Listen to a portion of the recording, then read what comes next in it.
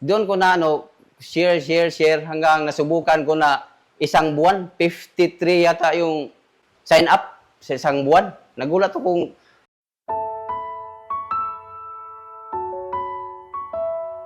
Yes, good morning, Kawi Life. I am Romeo Labisores from Bohol, Apo ni Dagohoy. Nautical graduate by profession pero hindi nakasakay ng barko dahil iba ang nasakyan ko. At saka hindi pa daw tapos yung barko na dapat ko masakyan.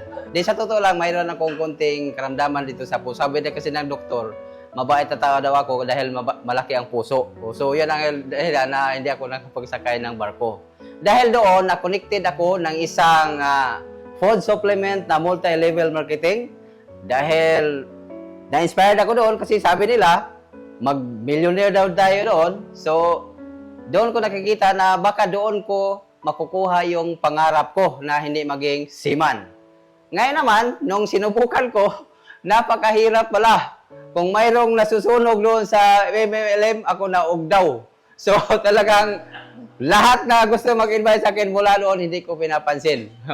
Hanggang dumating ang araw na isang kapatid ko nag-share din sa ganun din mga supplement. So, in-study ko, doon ako na open mind na napakagandang negosyo talaga ang multi-level marketing. Dahil yan ay isang klase na franchising na hindi kailangan ng malaking halaga. Kailangan kasi ng 30 million para gusto kang kumita ng milyon. Pero sa multi-level marketing, para kang nag-franchise ng tao.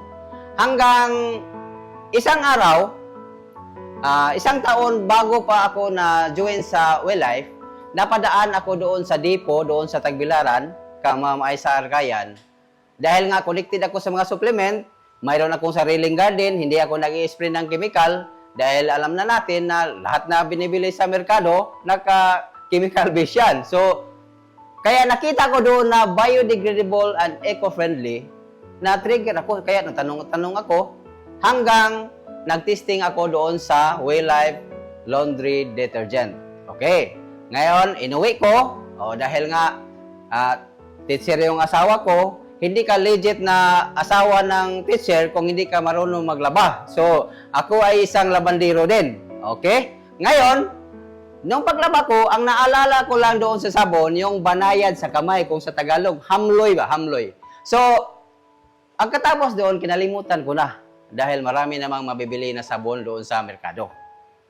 One time, after a year, nakakabatang kapatid sa asawa ko, isang school head, mayroong nag-share sa kanya na district supervisor doon sa amin. Bilang respeto, dahil maano sa kanya ang rank, kumuha ng kit, at sabi daw ng supervisor, napakaganda daw ang Welllife Supreme Detergent, lalo na sa mga puti. Binabad niya yung sapatos na puti na hindi na maputi, brownish na. Pag kinabukasan, naging lighten siya. Na na-amaze siya sa product. Umuwi naman yung kapatid niya, bali, nakakatandang kapatid sa asawa ko din yon, isang nurse, nag-share siya. Hindi ko pa alam yon, yun ang kwento. Nag-share siya doon, gamitin mo to, maganda to uniform, para sa uniform mo, sa sapatos mo at saka sa damit mo.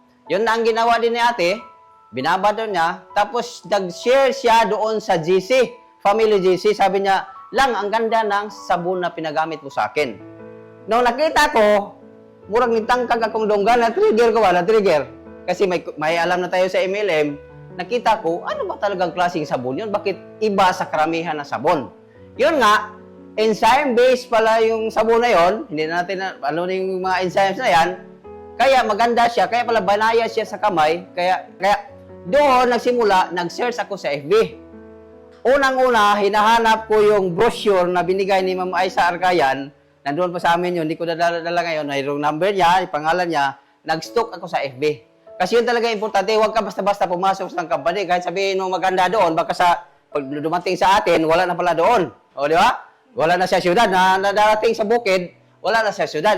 Assures ako, tamang-tama, yung Welllife, naka-achieve doon sa Korea, 1 week, nandun sila. Doon ko naisip na, kung walang binta yung company, kung hindi maganda ng products, hindi mag-free travel ang company. Di ba? Nag-share din ako sa mga YouTube. Inuna ko din yung legalities. So, nakita ko yung CEO, mabait daw, maganda, mabait, ganyan. Tapos, nag-testing ako uli doon sa detergent. Nag-testing ako ulit kasi sabi, hindi daw mangangamoy, ilang araw, isang linggo. Unang testing ko, isang linggo. Hindi talaga siya amoy kulob. Yun. Sabi ko sa sisinlo ko, yung school head, sabi ko, kausapin ko yung supervisor nyo. Oh. Pero inaral ko na yung business kasi siyempre may idea na tayo. Hindi na tayo mahirapan sa mga ganyan. Nung nag-usap kami, tinanong ko lahat na pasikot-sikot. Yun pala, nagulat ako, hindi pala alam niya yung negosyo. Nagustuhan, nag-area stocky siya kasi gusto niya yung product. O, tapos, yun, tinanong ko, sabi niya, bakit mas mag-anong ka pa sa akin? O, di ba? So, yun. Pero, balikan natin yung dalawang sis-in-law ko. Nag-share sila na maganda yung product, pero hindi sila nagbenta sa akin. Yun ang pinaka-importante sa akin na iba yung sales talk. Paniniwalaan mo kasi sales talk, pagandahin. Pero silang dalaw, hindi sila nagbenta, pero nag-share sila na maganda yung product. Yun ang tunay na testimony. O, di ba? So, ngayon, siyempre, alam ko na yung pasikot-sikot din. Padala ako agad ng 2 kit. No? Kasi kung yung anak ko 18 years old, 4 na sana agad yon. Kasi alam natin yung mga pasikot-sikot din yan. So, 2 lang muna. So, ngayon, nag-share ako. Sa totoo lang, kung balikan talaga natin yung, dati akong mahihain, ngayon, konti na lang. So, nag-share ako, hindi talaga din ako kagaya ng iba na yung magaling magbenta. Hindi. So, yun nga importante na gamitin mo talaga yung products para ikaw na magkwento kung gaano kaganda ang products. Ang gusto ko kasi, iba kasi ako mag-share, na dapat talaga sila mag-kit para sila na lang bibili na discounted. Pero kahit i-share mo yung kit, sabon lang talaga bibili nila.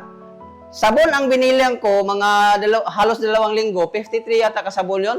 Tapos hindi ko na binilang yung ibang product kasi sabon yung mas malaki, mas marami.